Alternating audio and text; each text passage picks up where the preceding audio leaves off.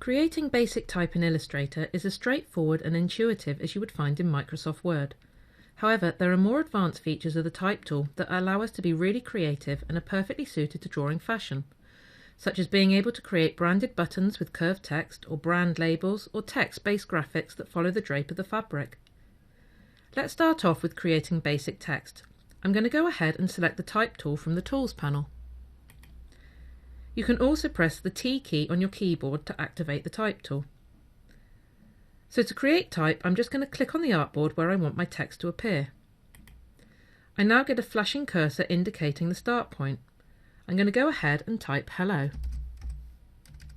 You can see that the controls in my control panel have now become type specific. I'm going to highlight the word I have just typed, and I will change the font, size, and make it bold.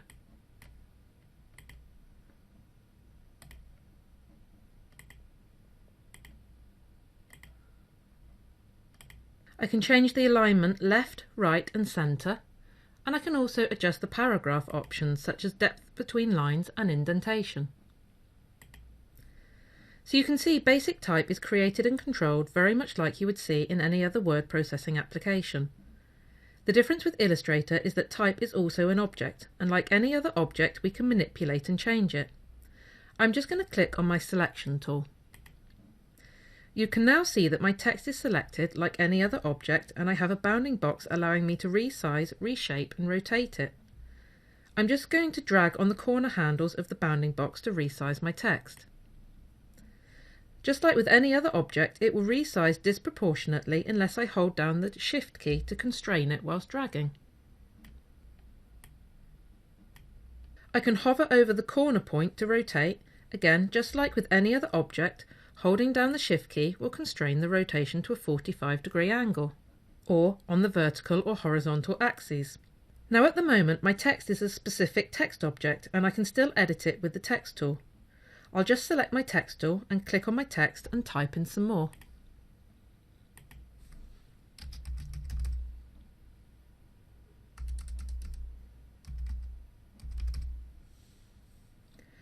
And then I'll highlight it and change the font.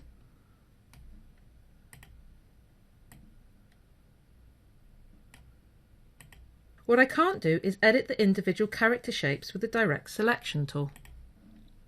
It is still grouped as a text object, and I cannot edit individual paths while it is in this format. If I want to be able to edit individual paths, I first need to turn each character into standard objects. There are two ways to do this. I'm just going to make a quick copy of my text so I can show you both ways.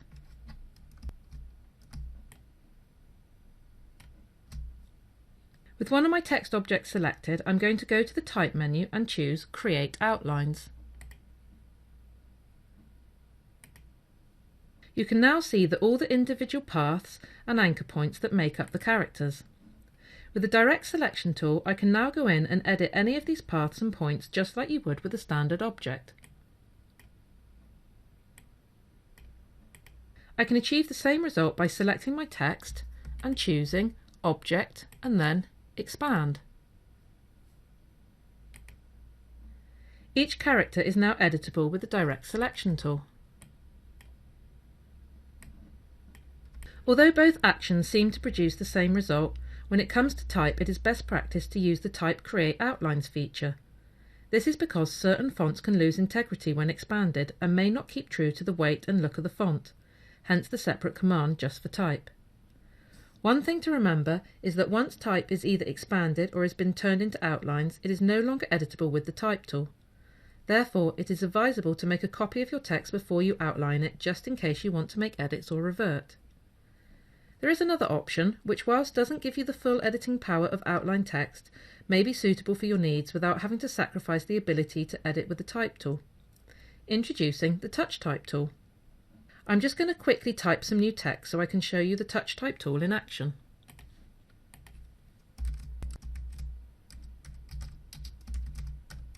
I can find the Touch Type tool nested at the bottom of the Text tool in the Tools panel. With the tool selected, I'm going to click on one of the characters in my word. You can now see that I get control handles around this individual character. Now whilst this looks like a bounding box, it behaves slightly differently. Each corner of the box has a different function. The top left corner controls the vertical scale. I'm just going to go ahead and drag the corner point with my mouse to increase the letter's size. The bottom right corner controls the horizontal scale. The top right corner allows you to change the character size proportionately. The bottom left corner allows me to move the character's position. And finally, with the control at the top, I can rotate the character. Now if I go ahead and select my text tool again, you can see that although I have made changes with the touch type tool, the text remains editable. Now let's clear the artboard and take a look at the other variations of the type tool. The first one we will look at is the area type tool. This tool can be used to constrain your typed text within the area of another object. To demonstrate this, I'm going to need to quickly draw another object, so let's just create a quick ellipse.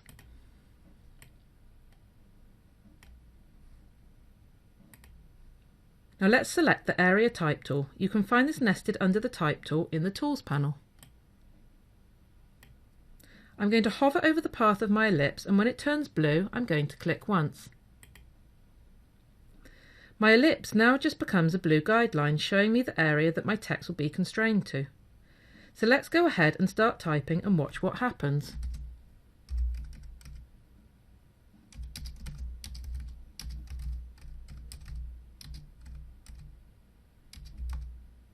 My text is now constrained within the boundaries of the ellipse. If I deselect the text, my ellipse guideline disappears and I am left with just the text. If my type exceeds the boundary of my object, I get a little red square with a cross in it. This indicates my text is overflowing. I can either reduce the text or I can make my object bigger with the selection tool.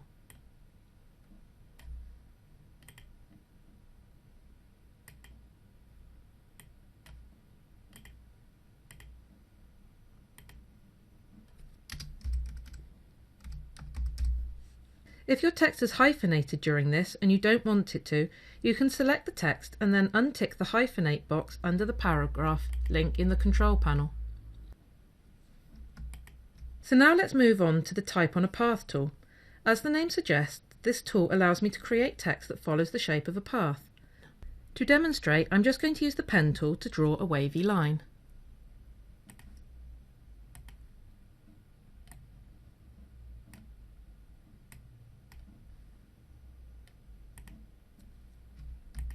Then let's select the Type on a Path tool from the Tools panel. With the tool selected, I'm going to hover over the path, and when it turns blue, I'm going to click once.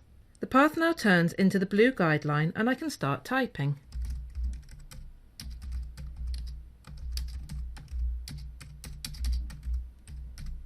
I can edit the position of the type on the path using the Direct Selection tool. Drag the central handle to move the type along the path.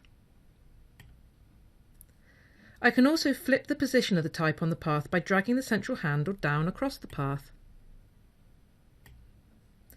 You will find the Type on a Path tool is really useful for drawing fashion, as it allows you to simulate the effect of text following the flow and drape of fabric. Type created with the Area Type tool and also the Type on a Path tool can be edited in the same way as type created with the standard Type tool. So we can change the font, create outlines, or we can even use the Touch Type tool on it. The final variation of the Type tool we will look at is the Vertical Type tool. Let's select it from the Tools panel. The Vertical Type tool is just like the standard Type tool, but it allows us to create type on a vertical line instead of a horizontal one.